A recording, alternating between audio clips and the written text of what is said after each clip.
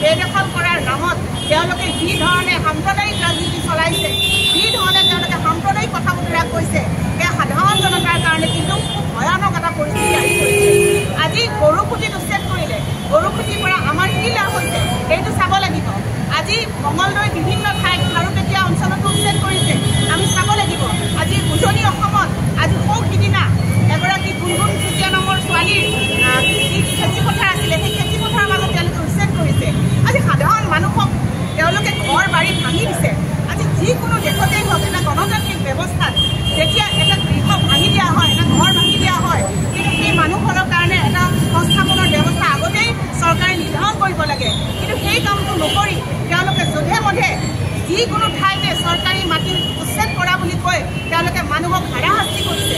এখন গণতান্ত্ৰিক দেশত এনেকৈ মানুহক হাৰাশাস্তি কৰাটো কিমান গণতান্ত্ৰিক আৰু কিমান সাংবিধানিক কথা। গতিকে আম আদমি পাৰ্টীয়ে এই যি ভূমি অধিকাৰ, খিলঞ্জীয়া ভূমি অধিকাৰ হওক, আজি আমাৰ জনজাতিৰ ভূমি অধিকাৰ হওক, এই সকলোবোৰ ভূমি অধিকাৰ তেওঁলোকে কিন্তু বাহিৰাগত বনিয়াৰ হাতত গতাই দিবলৈ এক ষড়যন্ত্ৰ তেওঁলোকে যুগুত কৰিছে। গতিকে এই ষড়যন্ত্ৰ মষিমূৰ কৰিবই লাগিব। জনতা জাগিছে আৰু জাগিব। আম আদমি পাৰ্টী অসমে এই কথাক তীব্ৰভাৱে গৰিহণা দিছে, তীব্ৰভাৱে বিৰোধ কৰিছে যে সাধাৰণ মানুহক তেওঁলোকে ভূমি অধিকাৰ দিব লাগিব আৰু যিসকলক উচ্ছেদ কৰিছে তেওঁলোকক পুনৰ সংস্থাপনৰ ব্যৱস্থা দিব লাগিব। আৰু এই সময়ত যি ধৰণৰ অত্যাচাৰ চলিছে, বৰ অত্যাচাৰ বুলি ক'ব লাগিব। এইখন চৰকাৰক ৰাইজে কিন্তু ভোট দি জয়যুক্ত কৰি পেলাই শাসনত বহুৱাইছিলে। সেইখন চৰকাৰে কিন্তু আজি সাধাৰণ মানুহৰ লগত নাই, সাধাৰণ মানুহৰ পক্ষত নাই। তেওঁলোকে ভূমি উচ্ছেদৰ দোহাই দি তেওঁলোকে সাম্প্ৰদায়িক ধৰ্মীয় ৰাজনীতি কৰিছে। গতিকে এই কথাত আমি তীব্ৰ বিৰোধিতা কৰিছোঁ।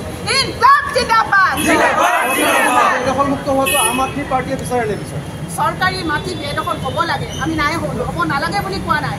কিন্তু যিবিলাক মানুহক চৰকাৰী মাটিৰ পৰা তেওঁলোকে বেদখল কৰিব, সেই মানুহবিলাকক আগতীয়াকৈ তেওঁলোকে কিয় সংস্থাপনৰ ব্যৱস্থা নকৰে? তেওঁলোকে সেই মানুহখিনি সেই দৃশ্যটো এখন চৰকাৰ হৈ কেনেকৈ চাবলৈ পাৰিছে? তেওঁলোকে সেই মানুহখিনি দুখ দুৰ্দশাগ্ৰস্ত, সেই মানুহখিনিতো আমাৰ ভাৰতীয় মানুহে হয়। যদি ভাৰতীয় মানুহ নহয় তেনেহ'লে তেওঁলোকে উচিত ব্যৱস্থা কৰক, তেওঁলোকে সীমা পাৰ কৰাই থৈ আহক। আজি 19 লাখ যি বিদেশী নাগৰিকৰ সমস্যা আছিলে, কা আন্দোলনৰ সময়ত যি ছাৰ্ভে ৰিপৰ্ট ওলাইছিলে, সেই 19 লাখ বিদেশী ক'ত গ'ল? আজি ডাবল ইঞ্জিনৰ চৰকাৰে হিমন্ত বিশ্ব শৰ্মাই হওক, সৰ্বানন্দ সোণোৱালেই হওক, আজি আমাৰ নৰেন্দ্ৰ মোদী ডাঙৰীয়াই হওক, আহি ইয়াত ডিঙি ফুলাই কি কৈছিলে যে তেওঁলোকে বিদেশী যিমান আছে সকলোকে টালি টোপোলা বান্ধি ভাৰতৰ বাহিৰলৈ পঠিয়াই দিব। কিন্তু আজি কি হৈছে? আমি ক'ত দেখিছোঁ বিদেশী যদি হয় তেওঁলোকক বিদেশী বুলি চিনাক্ত কৰক। আৰু ডিটেনশ্যন কেম্পত থকা 63গৰাকী বিদেশী তেওঁলোকে সীমা পাৰ কৰাই থ'বলৈ আজিলৈকে কিয় সাহস কৰিব পৰা নাই? যদি তেওঁলোক বিদেশী তেনেহ'লে বিদেশী হয় যদি তেওঁলোক জোৰ মানুহ তালৈকে পঠিয়াই দিয়ক। কিন্তু সেইটো নকৰি তেওঁলোকে মানুহবিলাকক হাৰাশাস্তি কৰিছে, ঘৰ বাৰী ভাঙি দিছে, থাকিবলৈ ঠাই নোহোৱা কৰিছে। গতিকে এই কথা আমি তীব্ৰ বিৰোধিতা কৰিছোঁ। চৰকাৰী ভূমি উচ্ছেদ কৰিব লাগিব, কিন্তু এয়া নিয়মৰ মাজেৰে কৰিব লাগিব। যধে মধে গৈ যেতিয়াই গৈ মানুহবিলাকক হাৰাশাস্তি কৰিব নোৱাৰে। কাৰণ তাত পঢ়া শুনা ল'ৰা ছোৱালীও থাকে, তাত স্কুলীয় ল'ৰা ছোৱালী থাকে। গতিকে এই ল'ৰা ছোৱালীবিলাকৰ কিতাপ কানিৰ পৰা আৰম্ভ কৰি সকলো ক্ষেত্ৰতে আজি চচলে হওক বা আজি এই আমাৰ বাহিনী পাৰতে হওক উচ্ছেদ কৰা, কিমান ল'ৰা ছোৱালীয়ে পৰীক্ষা দিবলৈ নোৱাৰিলে, কিতাপ কানি নষ্ট হৈ গ'ল। গতিকে এই যে চৰকাৰী ভূমি উচ্ছেদৰ নামত যি অত্যাচাৰ চলিছে হিমন্ত বিশ্ব শৰ্মাৰ, এই অত্যাচাৰ তেওঁলোকে বন্ধ কৰিব লাগিব। এই কথা আম আদমি পাৰ্টীয়ে দাবী কৰিছে। মই আন এটা বিষয় সুধিছোঁ যে বড়োলেণ্ডৰ যি ছাত্ৰ সংগঠন আছে APM-টোৱে কালি এটা তেওঁলোকৰ আন্দোলন আছিল। সেই আন্দোলনৰ পৰা তেওঁলোকে কৈছে অসমীয়া ভাষা তেওঁলোকে নিলিখিব যদি এনেধৰণৰ আচলতে অত্যাচাৰ সংখ্যালঘুৰ ওপৰত দেখি। এই গোটেই বিষয়টো অসমীয়া ভাষা নিলিখা এটা যি সিদ্ধান্ত এনেধৰণলৈকে এই সিদ্ধান্ত চাওক, এগৰাকী মুখ্যমন্ত্ৰীয়ে কি কয় যে তেওঁ ভাৰতৰ ভিতৰত অসমখনক 5 নম্বৰ ৰাজ্য বনাম বুলি কয়। সেইজন মুখ্যমন্ত্ৰীয়ে APSCৰ পৰা কিয় অসমীয়া ভাষাৰ প্ৰশ্ন কাকতখন তেওঁ নোহোৱা কৰি পেলালে, সেই কথাৰ তেওঁ জবাব দিব লাগিব। আজি অসমীয়া ভাষা ৰূপলী ভাষাৰ মৰ্যাদা দিয়াৰ পিছতো কি কাৰণত এই ধৰণে APSCৰ পৰা এই কাকতখন বাদ দিয়া হ'ল, সেই প্ৰশ্নৰ উত্তৰ তেওঁ দিব নোৱাৰে। আজি হিন্দু আৰু মুছলমানৰ ৰাজনীতি কৰি তেওঁলোকে কি কৰিছে?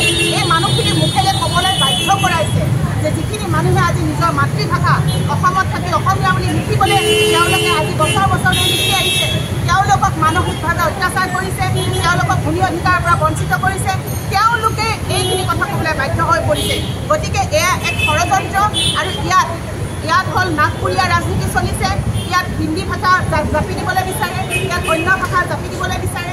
আজি আমাৰ LP স্কুলবিলাকত বাহিৰৰ পৰা হিন্দী ভাষাৰ শিক্ষক আনি পেলাই নিযুক্তি দিছে আমাৰ ল'ৰা ছোৱালী যি চৰকাৰী স্কুলত পঢ়ে 5% যি সংৰক্ষণ আছে এই সংৰক্ষণ তেওঁলোকে নোহোৱা কৰিলে গতিকে এই ধৰণে এটা জাতি বিৰোধী দল বিজেপি দলটো এটা জাতি বিৰোধী দল অসমীয়া ভাষা বিৰোধী দল এই দলটোৱে আমাৰ অসমখনক আচলতে শেষ কৰিছে তিলে নিষেধ কৰিবলৈ বিচাৰিছে গতিকে কোনোবাই খং খাই পেলাই যদি কৈছে যে কাইলৈৰ পৰা আমি অসমীয়া ভাষা নিলিখোঁ কিন্তু তেওঁলোকক আচলতে ক'বলৈ বাধ্য কৰাইছে আৰু তেওঁলোকে সেই বাধ্য হৈ খঙত এইখিনি কথা তেওঁলোকে কৈছে কিন্তু এটা কথা ঠিক অসমীয়া ভাষা জীয়াই থাকিব যেতিয়ালৈকে অসমীয়া জাতি থাকিব তেতিয়ালৈকে অসমীয়া ভাষা জীয়াই থাকিব আৰু অসমত অসমীয়া ভাষা সকলোৱে ক'ব বা সকলোৱে কৈ আহিছে গতিকে বিজেপি দলৰ যি কুচক্ৰান্ত যি কু ৰাজনীতি এই ৰাজনীতিটো ৰাইজে বুজি পাইছে